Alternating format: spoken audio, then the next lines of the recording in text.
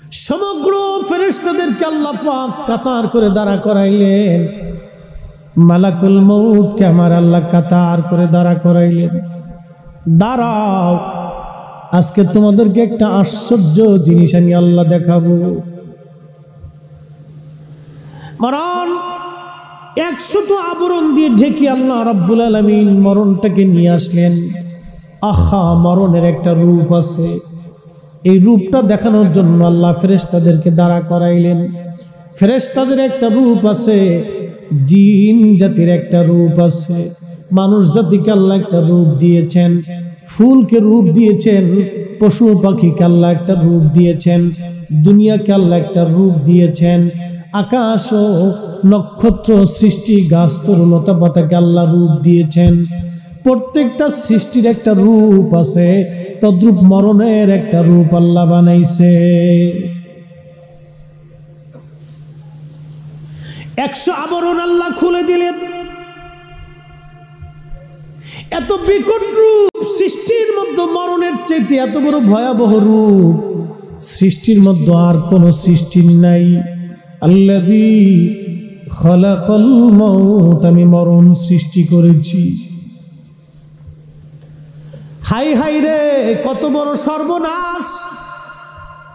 মরণের রূপ দেখার পরে বিরাট বড় আকৃতির ফেরেশতারা জিবরাইল আলাইহিস সালাম, আজরাইল আলাইহিস সালাম, কত বড় আকৃতির ফেরেশতা জানেন?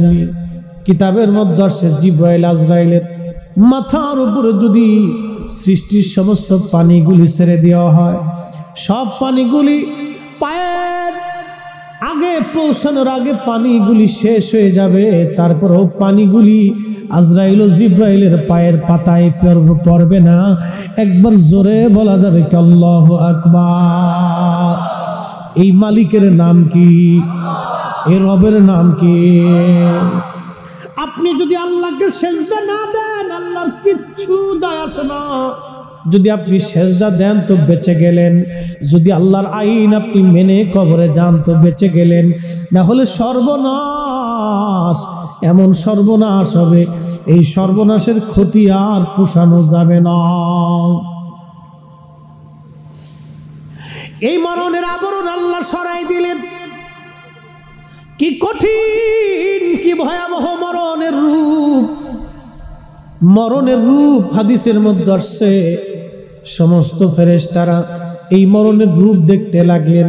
এই মরণটা ফেরেশতাদের মাথার উপর দিয়ে উঠতে লাগলো। তার চোখ, তার অঙ্গ প্রত্যঙ্গগুলি ভয়ানক চাহানি, গর্জনার তর্জন দেখে সৃষ্টির ফেরেশতারা অজ্ঞান হয়ে তারা পড়ে গেল। একবার জোরে বলা যাবে আল্লাহু আকবার? এমনকি মালাকুল মউত আজরাইল পর্যন্ত অজ্ঞান হয়ে গেল। চিন্তা করেন তো, এই মালাকুল মউত অজ্ঞান হয়ে গেছে মরণের আসল রূপ দেখার পরে। কুল্লু নাফসিন যায়িকাতুল মউত, সৃষ্টির এমন কোন জীবন নাই যে জীবনের মরণের স্বাদ না লাগবে। আপনার বাড়ির কুকুর মরণের স্বাদ নেওয়া লাগবে, আপনার বাড়ির বিড়াল মরণের স্বাদ নেওয়া লাগবে, আপনার পাশের গাছ মরণের স্বাদ নিতে হবে। দাদা গেল, নানা গেল, বংশের মানুষগুলি কবরে চলে গেল, মরণের স্বাদ তাকে নেওয়া লাগবে। এতই কঠিন মরণের স্বাদ, এতই জটিল মরণের স্বাদ। নবীজি বলেন, উম্মত রে, বেঈমানদের মরণ এত কঠিন হবে। একটা উট জীবন্ত হালতে চামড়া ছিলাইলে, চামড়া উঠাইলে এই উটের যেমন যন্ত্রণা লাগে, ছটফট লাগে, ওই উটের চামড়া আবার হবে, আবার জীবন্ত উটের চামড়া ছিলানো হবে, ওই উটের যেমন যন্ত্রণা লাগবে। একবার না, দুইবার না, 100 বার একটা উটের চামড়া জীবন্ত অবস্থায় ছিলাইলে যেমন কষ্ট হয়, মরণটা ওই রকম বড় কঠিন যন্ত্রণা হবে। কঠিন যন্ত্রণা হবে মরণের। এই জন্য কারো জিহ্বা বের হয়ে যায়, কারো প্রস্রাব পায়খানা, রাস্তা দিয়ে প্রস্রাব পায়খানা বের হয়ে যায়। হ্যাঁ, বড় কঠিন। বেঈমানদের রূহ কবজ করার জন্য যখন আজরাইল আসে, আল্লাহ আজরাইল যখন বেঈমানের রূহ কবজ করার জন্য আসে, তখন রূহটা পায়ের পাতা থেকে শুরু করে মাথার চান্দি থেকে শুরু করে রন্দে রন্দে রন্দে রন্দে পালানোর জন্য চেষ্টা করে, দৌড়াদৌড়ি সাটাসাটি করে পালানোর জন্য। আল্লাহ ডাক দিলেন, কুল, হুজুর আপনি বলেন, ইন্নাল মাউতাল্লাযী তাফিরুনা মিনহু ফাইন্নাহু মুলাকীকুম।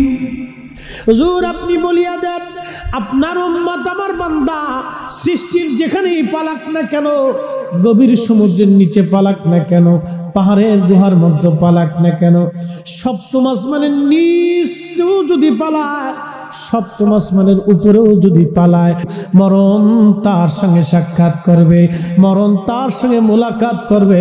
মরণ থেকে পালানোর রাস্তা নাই। কোথায় পালাবেন? কোন জায়গা পালাবেন? আল্লাহ বলছে পালানোর মতো কোনো জায়গা নাই। সুলাইমান আলাইহিস সালামের রাজ দরবারে একদিন আজরাইল আলাইহিস সালাম হাজির হয়ে গেলেন। ওই যে মালাকুল মউতকে মরণ আল্লাহ দেখাইলেন, ফেরেশতারা মরণ দেখার পরে বেহুশ হয়ে গেল। বলতেছিলাম আল্লাযী খলাকাল মাউত, মরণ আল্লাহ সৃষ্টি করলেন। ওই মরণ দেখার পরে ফেরেশতারা অজ্ঞান হয়ে গেল। মালাকুল মউত আজরাইল পর্যন্ত অজ্ঞান হয়ে গেল। আজরাইল অজ্ঞান হয়ে যাওয়ার পরে আবার আল্লাহ হুঁশ ফিরাইলেন। সমস্ত ফেরেশতারা বলতেছে, আল্লাহ তুমি কি ভয়ানক বস্তু সৃষ্টি করেছো। আল্লাহ বলেন, ও আমার সৃষ্টিরা, তোমরা শুনে রাখো, কুল্লু নাফসিন যায়িকাতুল মাউত, এই মরণ থেকে পালানোর কোনো রাস্তা তোমাদের নাই। ও ফেরেশতারা, তোমাদেরকে এই মরণের স্বাদ তোমাদের নেওয়া লাগবে। আজরাইলকে তোমাকে মরণের দায়িত্ব দেওয়া হলো। আজরাইল বলেন, আল্লাহ তুমি আমার চাইতে অনেক শক্তিশালী বানাইয়া মরণকে সৃষ্টি করছো। মরণের উপরে সৃষ্টির মধ্যে আর কোনো শক্তিশালী কিছু নাই। আল্লাহ তুমি তার অনেক বড় শক্তি দিয়ে বানাইছো, আমার চাইতেও তার বেশি শক্তি। আল্লাহ আমি কি করে তাকে নিয়ন্ত্রণ করব? আল্লাহ বলেন, ও আজরাইল যাও, আমি আল্লাহ তোমাকে মরণটাকে তোমার নিয়ন্ত্রণাধীন করে দিলাম। আজকে থেকে তুমি তামাম সৃষ্টির জান কবজ করবে তুমি। আজরাইল আলাইহিস সালাম ডাক দিয়ে বলেন, ইয়া রব, আপনি অনুমতি দিলে আমি তামাম পৃথিবী ঘুরে ঘুরে একটা ঘোষণা দিয়ে আসব। আপনি আমার দায়িত্ব দিয়েছেন, আমি মা চিনব না, সন্তান চিনব না। সন্তানের কোল থেকে মাকে নিয়ে যাব, মায়ের কোল থেকে সন্তানকে আমি কেড়ে নিয়ে আসবো। আহা আল্লাহ, আমি একটু ঘোষণা দিয়ে আসতে চাই, সময় দেন। আল্লাহ বললেন, যাও। আজরাইল আসমান জগৎ থেকে নেমে তামাম সৃষ্টি বলে ঘুরার বলে, শুনছো সৃষ্টিবাসী, আল্লাহ আমাকে মরণের দায়িত্ব দিয়েছে। আজ থেকে আমি মালাকুল মউত, আমার কাছে কোনো বাহানা চলবে না। আমি মা চিনি না, সন্তান চিনি না, আমার মধ্যে কোনো দয়া মায়া নাই। সময় যখন আসবে, এক সেকেন্ড তোমাকে আমি দুনিয়ার মধ্যে রাখার সুযোগ হবে না। আল্লাহর আইন বিধান যখন আসবে, তোমাকে আর আমি ছাড়ব না। আহা, তামাম সৃষ্টি ভরে আজরাইল আলাইহিস সালাম ঘোষণা দিতে লাগলো। নতুন ঘোষণা সৃষ্টির মধ্যে প্রচার হয়ে গেল, মরণ, মৃত্যু, মৃত্যু, মরণ, মরণ, মরণ। এই জন্য আল্লাহ বলেন, আল্লাযী খলাকাল মাউত, আমি মরণ সৃষ্টি করেছি,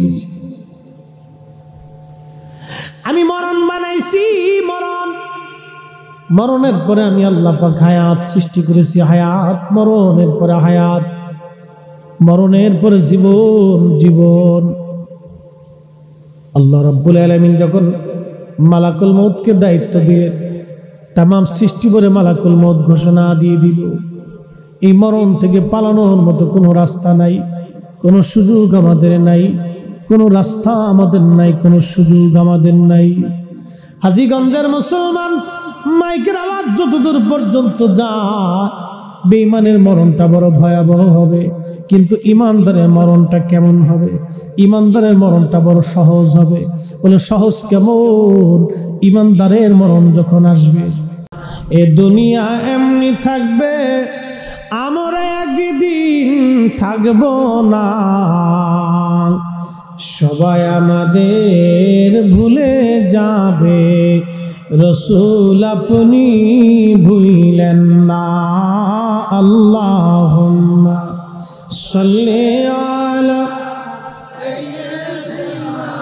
মাশাআল্লাহ মুহাম্মাদ ওয়ালা আলি সাইয়্যিদিনা।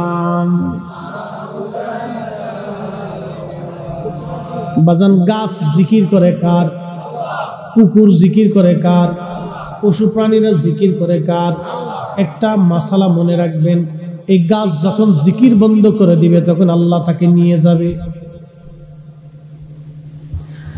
যখন এই গাছ জিকির বন্ধ করবে তখন তার মৃত্যু হবে। ওই কুকুর যখন জিকির বন্ধ করে দিবে তখন মৃত্যু হয়ে যাবে। এক সেকেন্ড দুনিয়াতে আর থাকার সুযোগ নাই। একমাত্র মানব এবং জিন জাতিকে আল্লাহ পাক সুযোগ করে দিয়েছেন, এরা জিকির করবে না তারপরও খাবার দেয়, এরা আল্লাহর আইন মানে না তারপরও আল্লাহ খাবার দেয়, এরা আল্লাহর বিধান মানে না তারপরও আল্লাহ পাক রোগের সেবা ওষুধ দেয়। আল্লাহ পাকে মানব জাতিকে রুখসত দিয়েছে, সুযোগ দিয়েছে, কিন্তু অন্য কোন জাতিকে আল্লাহ সুযোগ দেয় নাই। পাখি যখন জিকির বন্ধ করে দিবে তখন এই পাখির মরণ এসে যাবে। এক সেকেন্ড দুনিয়াতে থাকার আর সুযোগ নাই। ও বাজান, মরণ বড় কঠিন। যেখানে যার মৃত্যু সেখানে তার যাওয়াই লাগবে। সুলাইমান আলাইহিস সালাম তামাম দুনিয়ার বাদশা। আল্লাহ তাকে একটা রাজত্ব দিয়েছিলেন, বাতাসের উপরে রাজত্ব দিয়েছিলেন, পাখিদের উপরে রাজত্ব দিয়েছিলেন, জিনদের উপরে রাজত্ব দিয়েছিলেন, সৃষ্টির বহু প্রাণীর উপরে সুলাইমান আলাইহিস সালামকে আল্লাহ রাজত্ব দিয়েছিলেন। আল্লাহর পয়গম্বরের দরবারে একজন যুবক বসে আছে। আজরাইল আলাইহিস সালাতু ওয়াস সালাম তখন ওই রাজ দরবারে উপস্থিত হলেন। উপস্থিত হয়ে যাওয়ার পর ওই যুবকের দিকে আজরাইল আলাইহিস সালাম তাকায় রইলেন।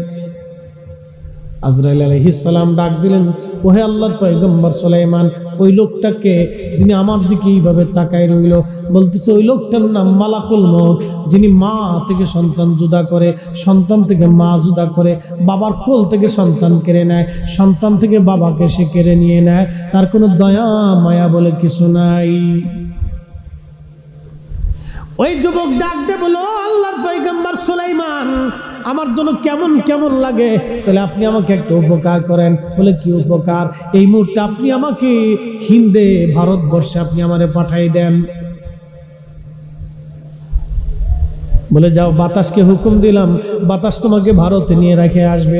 যখন বাতাস থেকে ভারতে নিয়ে চলে গেল, ভারতে নিয়ে নামানোর পরে সঙ্গে সঙ্গে আজরাইল আলাইহিস সালাম তার জান কবজ করলেন। আজরাইল আলাইহিস সালাম ওই সুলাইমান আলাইহিস সালামের রাজদরবারে আবার আসলেন। আবার আসার পরে আজরাইল ডাক দিয়ে বলেন, ও আল্লাহর পয়গম্বর, আমি ওই যুবকের জান কবজ করে নিয়ে আসছি, যেই যুবককে আপনি বাতাসের মাধ্যমে ভারতে পাঠাইছিলেন। বলে কারণ কি? আপনি এই সঙ্গে ব্যবহার এরকম কেন করলেন? আপনি এই ছেলেটাকে দেখার পরে এইভাবে তাকাই রইলেন, আজরাইল কারণ কি? আজরাইল আলাইহিস সালাম ডাক দিয়ে বলেন, আল্লাহর পয়গম্বর, আমি খুব চিন্তায় ছিলাম, আমি তার মরণ জান কবজ করব, কিন্তু তার জান কবজের স্থান আমি তার ভাগ্যে দেখলাম, তার জান কবজ হবে ভারতে, কিন্তু সে বসে রয়েছে ফিলিস্তিনে আপনার রাজ দরবারের ভিতরে। এই জন্য আমার কাছে বড় আশ্চর্য লাগতেছিল। আমি চিন্তা করতেছি সে এখন ফিলিস্তিনে ভারতে কেমনে যাবে এই সময়ের ভিতরে। এই জন্য আমি আশ্চর্য হয়ে তার দিকে এক নজরে তাকাইছিলাম। আল্লাহ, তুমি আমার কি দেখাইতেছো? সে মারা যাবে ভারতে, কিন্তু বসে রয়েছে সুলাইমানের রাজ দরবারে। একসাথে বলা যাবে কি আল্লাহু আকবার? আল্লাহ বলেন, কুল ইন্নাল মাউতাল্লাযী তাফিরুনা মিনহু ফাইন্নাহু মুলাকীকুম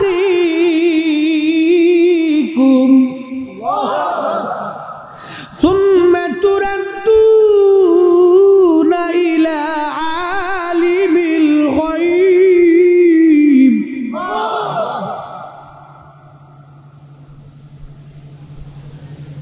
আল্লাহ বলেন, মরণ থেকে পালানোর কোনো রাস্তা নাই। ও নবী সুলাইমান, আমি চিন্তায় পড়ে গেলাম, এই লোকটা মারা যাবে ভারতে, কিন্তু বসে রয়েছে আপনার রাজ দরবারে। আমি পেরেশান, কেমনে তার জান কবজ করব আমি। কিন্তু আপনি যে তাকে বাতাসের মাধ্যমে ভারতে পাঠাবেন এটা আমি জানতাম না, এটা আল্লাহর কুদরতে লেখা ছিল। এই জন্য আপনার তকদিরে যেখানে মরণ আছে আপনি সেখানে আপনাকে যেতেই হবে। ও ভারত হোক আর আমেরিকা হোক, বিমান হোক আর সমুদ্র হোক, নদী হোক আর নালা হোক, আগুন হোক আর ঘর হোক, খাট হোক আর খাটের নিচ হোক, ওই যেখানেই মরণ আছে সেখানে আপনাকে যেতে হবে। পালানোর মতো কোনো রাস্তা নাই। এই জন্য আল্লাহ বললেন, আল্লাযী খালাকাল মাউতা ওয়াল হায়াতা, আমি তোমার মরণ সৃষ্টি করেছি, তোমার হায়াত আমি আল্লাহ সৃষ্টি করেছি। লিয়াবলুয়াকুম আইয়ুকুম আহসানু আমালা,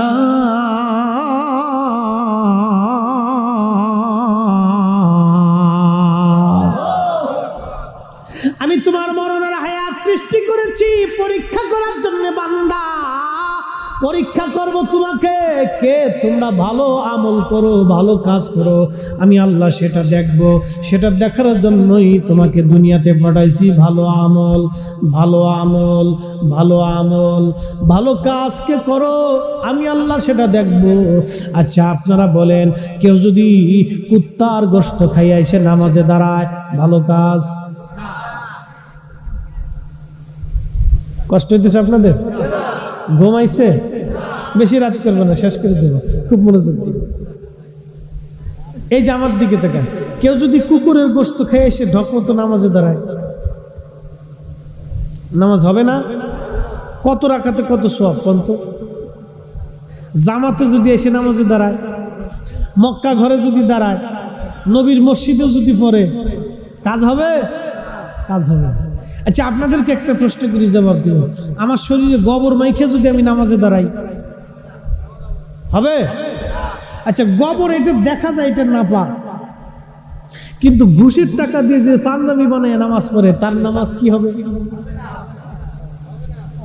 জোরে কর, আর আস্তে কর, কে জোরে কর। ঘুষের টাকা দিয়ে কেউ যদি জুব্বা বানায় নামাজে দাঁড়ায়, ওর নামাজ যেমন হবে না, গোবর মাখাই গেলে নামাজ পড়লে যেমন হয় না, কুত্তার গোশত শুয়োরের গোশত খাইয়ে দিয়া নামাজে দাঁড়াইলে যেমন নামাজ হয় না, হজ হয় না, কাবা ঘরেও নামাজ পড়লে নামাজ হবে না, ওইরকম সুদার ঘুষের টাকা দিয়ে খাইয়া গরুর গোশত খাইয়া এরপরে নামাজে দাঁড়াইলে ওরকম নামাজ হয় না, রোজা হয় না, ইবাদত হয় না। কথা কোন ঠিক না বেঠিক? কিন্তু তারপরেও কি ঘুষ বন্ধ হইছে? বিরাট বড় হাজী সাহেব, ওরে বাপরে বাপ, কি বুজুর্গ, সেজদাত পড়ছে আর উঠে না। সারা জীবন ঘুষ খেয়ে বিরাট বড় বাড়ি গাড়ি ইডে সিডে ঘোরার জন্য আগে বহুত কিছু বানাইছে, মানে একবারে 2-3 চিল্লে টিল্লে মাইরি টেরি দিয়ে একবারে খুব বুজুর্গ সেই যায়, তসবি আতলে খালি ইল্লাল্লাহ ইল্লাল্লাহ জিকির করতেছে। শয়তানে আসে আর কয়, উরে সিটা, তুই দিয়ে আমার খালা তো ভাই।